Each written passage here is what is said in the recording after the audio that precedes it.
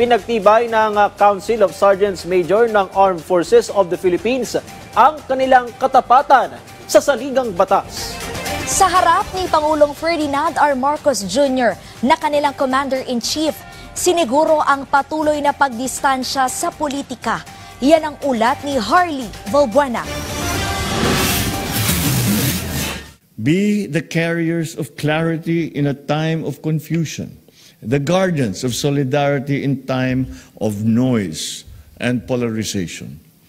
Huwag tayong magpapadala sa ingay ng kasinungalingan. Ito ang direktiba ni Pangulong Ferdinand R. Marcos Jr. sa Sandataang Lakas ng Pilipinas sa traditional dinner ng Council Sergeants Major ng Armed Forces of the Philippines sa Malacanang. Ang Sergeants Major Council ay binubuo ng senior enlisted members ng AFP na nagsisilbing advisory body sa mga panuntunan sa enlisted personnel tulad ng pagdidisiplina, training, pagpapataas ng moral at welfare o kanilang kapakanan. Sa kanyang talumpati, sinabi ng Pangulo na sa panahon ng mga pagsubok, nananatiling matatag ang Republika dahil hindi nagpapatinag ang mga sundalong tagapagtanggol nito. Despite these waves of changes, your purpose remains unchanged.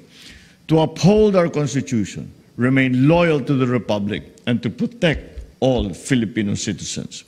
Kaugnay dito, pinayuhan ng Pangulo ang militar na tumindig para sa katotohanan sa harap ng pagkalat ng mga maling impormasyon na naglalayong lumika ng pagkakawatak-watak.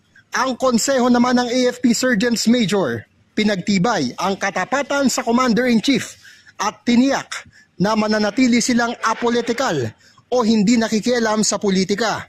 We reaffirm our pledge of unwavering allegiance to the flag, to the Constitution, and to the duly constituted authority, and that is you as our Commander-in-Chief, sir.